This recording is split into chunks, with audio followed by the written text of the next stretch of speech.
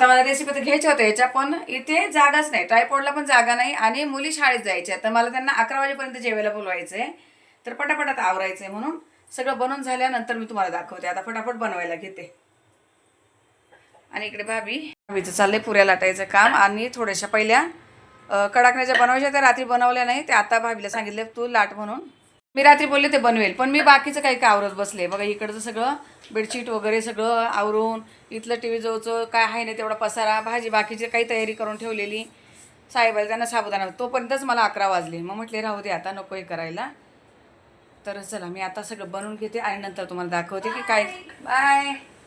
प्रगती चालली कामावर. तर तिची पोरगी पण गेली. आता मुलींचा इकडे ना खूप तोटा असतो, शाळेत जाणार आहे आणि त्या लवकर मला आवरावलं. तिची मुलगी पण गेली क्लासला, आणि बाजूला एक आहे आपल्या बिल्डिंग कॉलेजला गेली ना. हां कॉलेजला बघा. तर आता आपल्या बिल्डिंगमध्ये एक तर मुलींचं खूप कमी प्रमाण आहे, खूप म्हणजे खूप. बघू आता.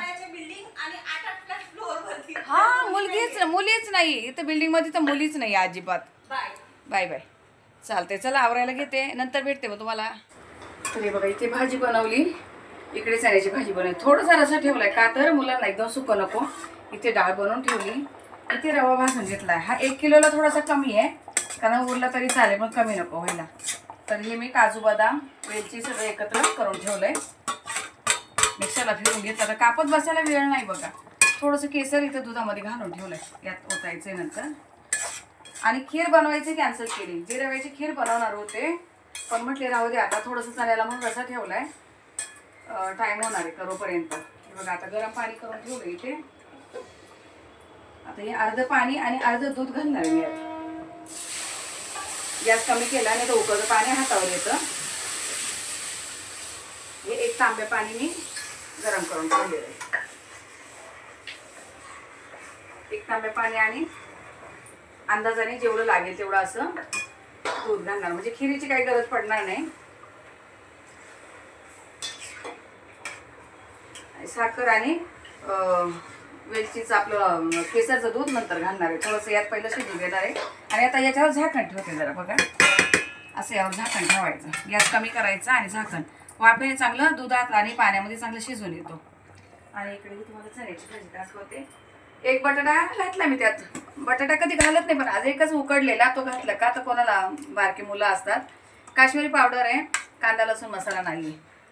तर मी असं खोबरं आणि अद्रक वगैरे वाटून घातले. कोथिंबीर, आता वरतून कोथिंबीर वगैरे नाही घातली, फक्त तुरीची आणि मुगाचं असं साधं वरण बनवलंय. तर आता इथे बघा गॅस थोडासा फास्ट करते. फक्त आता राहिल्या पोळ्या तळायच्या. हे बघा दूध आणि पाण्यामध्ये असं लगेच घट्ट होऊन येतं. 1 तांब्या पाणी आणि 1 तांब्याला कमी दूध घातले तर मग दोन्ही याच्यामध्ये बरोबर होत आहे. खीर बनवायच्या ऐवजी असं वाटलं दुधामध्ये थोडासा शिरा बनवला तर छान होईल. आता साखर घालते. थोडासा सुका झालाय एक. आता साखर वगैरे पुन्हा झाकण ठेवतो, चांगला फुगून येतो. थोडासा पुन्हा आणि अर्धा मिनिटभर गॅस कमी करून पुन्हा झाकण ठेवते. शिजला पाहिजे चांगला रवा, आतमध्ये फुलून येईल चांगला. दूध पाण्यामध्ये असं रवा मी शिजून घेतलाय. आणि आता अंदाजाने साखर.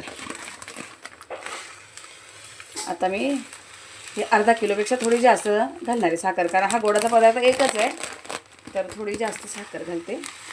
आमच्यातलं तर कोण खायला नाही, माझा उपवास आहे, यश खातच नाही, साहेबांचा उपवास आहे. मग आता मुलं तरी थोडंसं आवडीने खातील गोड. हे चांगलं मिक्स करून यावर पुन्हा तूप घालायचे जरा.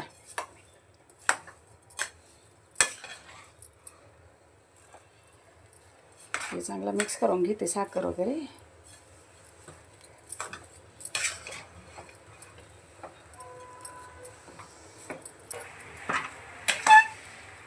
आज ट्रायपॉडला काही इधर जगह नहीं ना, बहुत गड़बड़ हो रहा है.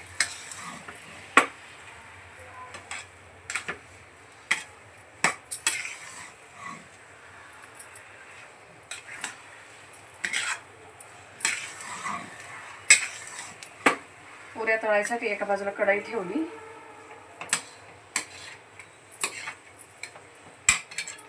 आता हे केसर घालून मी गरम दूध ओतलेलं केसरमध्ये बघा असं छान पिवळा कलर आलाय मस्त.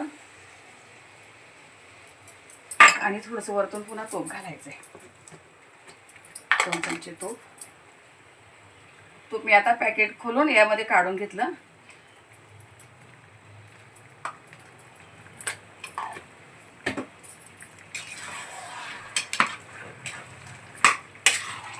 आता हा खूप पातळ दिसतोय पण अजिबात पातळ नाही राहणार, कारण साखरेचं, दुधाचं, पाण्याचं सगळं तुपाचं असं वाटतंय, पण नंतर एकदम व्यवस्थित होतं. असं वरतून तूप जेव्हा घालतो ना आपण, अजिबात असं नंतर गुठळ्या होत म्हणजे म्हणतो ना असं आटून वगैरे येत नाही असा तुपाचा प्रकार. ठीक आहे. आज किचन खूप गोंधळ येत आहे मग, रोज आपलं किचन स्वच्छ असते. बघा इकडं भाभी पुऱ्या तळायला घेतल्या तिने, तिला दुसरी कढई दिली आणि मी शिरा या बाजूला उचलून घेतला बघा. आणि झालंय आता इकडे असं बघा एकदम मोकळा, म्हणजे असं मऊ मऊ झालाय मस्त. आता मी मुली येणार आहेत म्हणून माझी घाई चालली. भाजल्यामध्ये तू पुऱ्या तर पेपरवर टाकायला सांगितलं, म्हणजे तेलकट वगैरे नको राहायला. पहिले हे कडाकणे करून घेतले बघा. हे कडाकणे खूप महत्त्वाचे. पहिले आता यांचा नैवेद्य दाखवणार आहे माताला आणि त्यानंतर मग बाकीचं ताट बनवणार आहे. पहिलं हे दाखवते. या कडाकण्या ओवायच्या असतात. हे बघा असे होल केले, गरम असतं तेव्हाच होल करायचे आणि सुई धाग्यामध्ये ओवून घ्यायचे. आता याची माळ घालायची देवीला. भाभीच्या झाल्या सगळ्या पुऱ्या तळून इकडे मस्त छान तळती. भाभीच्या पुऱ्या लई भारी होतात, एकदम एक ना एक पुरी फुगती बघा. वरती तेल वगैरे काही उडवायचं नाही, काय नाही, पण पुऱ्या खूप छान फुगतात. आणि मी बघा माता राणीला नैवेद्य काढल्यात. 9 पुऱ्या काढल्या. चण्याची भाजी, शिरा आणि डाळ भात. कांदा लसूण कशातच नाही, साधं वरण आहे, फक्त खोबरं आणि आलं लसूण आपलं अद्रक वाटून घातलेलं आहे. आणि 9 पुऱ्या घेतल्या. ते पण ठेवून दिला मी नैवेद्य. पित्रांचा पण ठेवला आहे बाहेर तिकडे, पित्रांसाठी पण ठेवला आहे. आजच्या दिवशी ठेवायचा असो पित्रांना, तर कुंडीमध्ये बाहेर तिकडे ठेवून दिला आहे. आणि हा नैवेद्य मी माता राणीला अर्पण करणार आहे आता, कारण अजून कन्या यायला थोडा वेळ आहे. 11:30 झाले. तेलाचा दिवा हलू नाही शकत म्हणून तुपाचं थोडंसं सरकवलं आणि इथे नैवेद्य अर्पण केला आहे. कुंकुमार्चन वगैरे झालेलं आहे बघा. सकाळी येते फक्त फूल उचलून दाखवते. आज खूप सकाळपासून घाई गडबड होती, तसा नैवेद्य अर्पण केला आहे.